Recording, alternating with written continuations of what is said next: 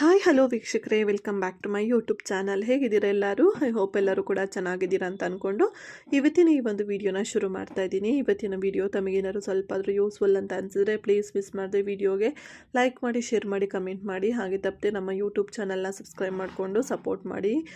ಬನ್ನಿ ಇವತ್ತಿನ ವಿಡಿಯೋನ ಶುರು ಮಾಡೋಣ. ಸ್ನೇಹಿತರೆ, ಧರ್ಮಸ್ಥಳದ ಒಂದು ವಿವಾದ ಏನು ನಡೀತಾ ಇದೆ, ಸೌಜನ್ಯ ಕೇಸು, ಅದರಲ್ಲಿ ಮಂಜುನಾಥನ ಸನ್ನಿಧಿಗೆ ಮಸಿ ಬಳಿಯೋ ಪ್ರಯತ್ನ ಮಾಡ್ತಾ ಇದ್ದಾರೆ ಅಂತ ಹೇಳಿ ರೆಡ್ಡಿ ಅವರು ಒಂದು ಹೇಳಿಕೆಯನ್ನು ಕೊಟ್ಟಿದ್ದಾರೆ. ಇದ್ರ ಬಗ್ಗೆ ಇವತ್ತಿನ ವಿಡಿಯೋದಲ್ಲಿ ನಿಮಗೆ ಅಪ್ಡೇಟ್ನ ಮಾಡ್ತಾ ಇದ್ದೀನಿ. ಹೌದು, ಧರ್ಮಸ್ಥಳದಲ್ಲಿ ನಡೆದಿದೆ ಎನ್ನಲಾದ ಹಲವಾರು ಹತ್ಯೆ ಹಾಗೆ ಹತ್ಯಾರ ಪ್ರಕಾರಗಳ ಕುರಿತು ಸಂಪೂರ್ಣ ತನಿಖೆ ನಡೆಸಲು ರಾಜ್ಯ ಸರ್ಕಾರ SIT ತನಿಖೆಗೆ ಆದೇಶಿಸಿದೆ. ಇತ್ತೀಚೆಗೆ ಅನಾಮಿಕ ವ್ಯಕ್ತಿಯೊಬ್ಬರ ಧರ್ಮಸ್ಥಳದಲ್ಲಿ ನೂರಾರು ಶವಗಳ ಹೂತಿಟ್ಟಿದ್ದೇನೆ ಅನ್ನೋ ಆರೋಪದ ಬಳಿಕ ದೇಶಾದ್ಯಂತ ಕೋಲಾಹಲ ಸೃಷ್ಟಿಯಾಗಿದೆ. ಆರೋಪ SIT ತನಿಖೆ ಬೆಳವಣಿಗೆಯ ನಡುವೆ ಕೊಪ್ಪಳದಲ್ಲಿ ಶಾಸಕ ಜನಾರ್ದನ್ ರೆಡ್ಡಿ ಹಾಗೂ ಬಿಜೆಪಿ ನಾಯಕ ಶ್ರೀರಾಮುಲು ಪ್ರತಿಕ್ರಿಯಿಸಿದ್ದಾರೆ. ಶ್ರೀ ಮಂಜುನಾಥ ಸನ್ನಿಧಿಗೆ ಕೆಟ್ಟ ಹೆಸರು ತರುವ ಪ್ರಯತ್ನಗಳು ನಡೆಯುತ್ತಿದೆ ಎಂದು ಜನಾರ್ದನ್ ರೆಡ್ಡಿ ಹೇಳಿಕೆಯನ್ನು ಕೊಟ್ಟಿದ್ದಾರೆ. ಕಾಂಗ್ರೆಸ್ ಸರ್ಕಾರದ ಹಿಂದೂ ವಿರೋಧಿ ನೀತಿ. ಹೌದು, ಧರ್ಮಸ್ಥಳ ವಿಷಯವನ್ನು ಬಹಳಷ್ಟು ವರ್ಷಗಳ ನಂತರ ಅನಗತ್ಯವಾಗಿ ಎಳೆಯುವ ಕೆಲಸ ಯಾರು ಮಾಡ್ತಿದ್ದಾರೆ ಅನ್ನೋದು ಎಲ್ರಿಗೂ ಗೊತ್ತಿದೆ. ಕೊಪ್ಪಳದ ಮರಳಿಯಲ್ಲಿ ಮಾತನಾಡಿದ ಶಾಸಕ ಜನಾರ್ದನ್ ರೆಡ್ಡಿ, ಕಾಂಗ್ರೆಸ್ ಓಲೈಕೆಗೆ ರಾಜಕಾರಣ ಮಾಡುತ್ತಿದೆ. ಒಂದು ಸಮುದಾಯವನ್ನು ಓಲೈಸುವ ಸಲುವಾಗಿ ವಿಶ್ವದೆಲ್ಲೆಡೆ ಹೆಸರುವಾಸಿಯಾದ ಮಂಜುನಾಥನ ಸನ್ನಿಧಿಯನ್ನು ಕೆಟ್ಟ ಹೆಸರು ಬರುವ ರೀತಿಯಲ್ಲಿ ನಡೆದುಕೊಳ್ಳುತ್ತಿದ್ದಾರೆ ಎಂದು ಜನಾರ್ದನ್ ರೆಡ್ಡಿ ಅವರು ಹೇಳಿಕೆಯನ್ನು ಕೊಟ್ಟಿದ್ದಾರೆ. ಮಂಜುನಾಥನ ಶಾಪದಿಂದ ಸರ್ಕಾರ ನಾಶ ಆಗುತ್ತೆ ಅಂತ ಕೂಡ ಹೇಳಿದ್ದಾರೆ. SIT ತನಿಖೆಗೆ ಆದೇಶ ನೀಡಿರುವುದು ಸರಿಯಾದ ಕ್ರಮವಲ್ಲ. ಸುಮ್ಮನೆ ಆರೋಪ ಮಾಡಲಾಗುತ್ತಿದೆ. SIT ರಚನೆಯನ್ನ ಖಂಡಿಸುತ್ತೇನೆ. ಈ ಸರ್ಕಾರ ಮಂಜುನಾಥನ ಶಾಪದಿಂದ ನಾಶ ಆಗುತ್ತೆ ಎಂದು ಜನಾರ್ದನ್ ರೆಡ್ಡಿ ಹೇಳಿದ್ದಾರೆ. ಎಲ್ಲ ಮುಗಿದ ಮೇಲೆ SIT ಹಿಂದೂ ವಿರೋಧಿ ನಡೆ ಎಂದು ಶ್ರೀರಾಮುಲು.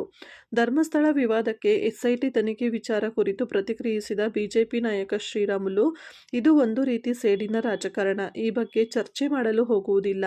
ಧರ್ಮಸ್ಥಳದ ಮಂಜುನಾಥ ದೇವಸ್ಥಾನ ವೀರೇಂದ್ರ ಹೆಗ್ಡೆಗೆ ಇಲ್ಲವೇ ಭಾವನಾತ್ಮಕ ವಿಚಾರ. ಇದರಲ್ಲಿ ಯಾವುದೇ ಸರ್ಕಾರ ಆದರೂ ಸೂಕ್ಷ್ಮತೆಯಿಂದ ಕೆಲಸ ಮಾಡಬೇಕು. ಸೌಜನ್ಯ ಕೇಸ್ ಇಷ್ಟು ದೊಡ್ಡ ಮಟ್ಟದಲ್ಲಿ ದೇಶದಾದ್ಯಂತ ಸದ್ದು ಮಾಡ್ತಿರುವಾಗ SITಗೆ ಕೊಟ್ಟಿರೋದು ಹಿಂದೂ ಧರ್ಮದ ಮೇಲೆ ಗಾಢವಾದ ಪ್ರಭಾವವನ್ನು ಮಾಡಿದಂತೆ ಎಂದು ಶ್ರೀರಾಮುಲು ಹೇಳಿದ್ದಾರೆ. ಸತ್ಯವಾಗಿ ಧರ್ಮಸ್ಥಳದಲ್ಲಿ ಏನು ಘಟನೆ ನಡೆದಿದೆ ನನಗೆ ಮಾಹಿತಿ ಇಲ್ಲ. ಸೌಜನ್ಯ ಪ್ರಕರಣದಲ್ಲಿ ಬಹಳಷ್ಟು ದಿನಗಳಿಂದ ಸುಪ್ರೀಂ ಕೋರ್ಟ್ ಕೂಡ ವಿಚಾರಣೆ ನಡೆಸಿ ಎಲ್ಲವೂ ಆಗಿದೆ. ಸೌಜನ್ಯ ವಿಚಾರದಲ್ಲಿ ಯಾರೇ ತಪ್ಪಿತಸ್ಥರಿದ್ದರೂ ಕೂಡ ಅವರಿಗೆ ಶಿಕ್ಷೆಯಾಗಬೇಕು ಎಂದು ಶ್ರೀರಾಮುಲು ಆಗ್ರಹಿಸಿದ್ದಾರೆ.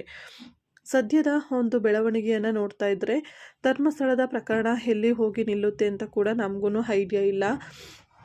ಹಾಗೆಯೇ ಸದ್ಯದ ಬೆಳವಣಿಗೆ ನೋಡಿದಾಗ ಸರ್ಕಾರ ಹಿಂದೂ ವಿರೋಧಿ ರೀತಿ ಕ್ರಮ ಕೈಗೊಳ್ಳುತ್ತಿದೆ ಎಂದು ಕೂಡ ಅವರು ಹೇಳಿಕೆಯನ್ನು ಕೊಟ್ಟಿದ್ದಾರೆ.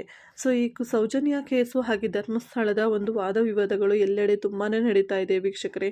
ಸೊ ಹಾಗಾಗಿ ಯಾವುದು ಸತ್ಯ ಯಾವುದು ಅಸತ್ಯ ಅನ್ನೋದನ್ನು ನಾವು ಖಂಡಿತವಾಗ್ಲೂ ಕಾದು ನೋಡಬೇಕಿದೆ. ಯಾಕಂದರೆ ತುಂಬ ವಿಚಾರಗಳನ್ನು ನಾವು ಕಣ್ಮುಚ್ಕೊಂಡು ನಂಬಲಿಕ್ಕೂ ಕೂಡ ಆಗಲ್ಲ. ಹಾಗೆ ಅದೇ ಸತ್ಯ ಅಂತ ಹೇಳಿ ಅದರ ಪ್ರಕಾರ ನಾವು ಮಾತಾಡೋಕ್ಕೂ ಕೂಡ ಆಗೋದಿಲ್ಲ ಅಲ್ವಾ. ಹಾಗಾಗಿ ಇಷ್ಟ ಹೇಳ್ತಾ ಇವತ್ತಿನ ಈ ಒಂದು ವಿಡಿಯೋನ ನಿಮಗೆ ಮುಗಿಸ್ಕೊಡ್ತಾ ಇದ್ದೀನಿ. Thank you so much for watching. ಇವತ್ತಿನ ವಿಡಿಯೋ ಇಷ್ಟ ಆಗಿದ್ರೆ ವಿಡಿಯೋಗೆ ಲೈಕ್ ಮಾಡಿ, ಹಾಗೆ ತಪ್ಪದೆ ನಮ್ಮ ಯೂಟ್ಯೂಬ್ ಚಾನಲ್ನ ಸಬ್ಸ್ಕ್ರೈಬ್ ಮಾಡ್ಕೊಂಡು ಸಪೋರ್ಟ್ ಮಾಡಿ.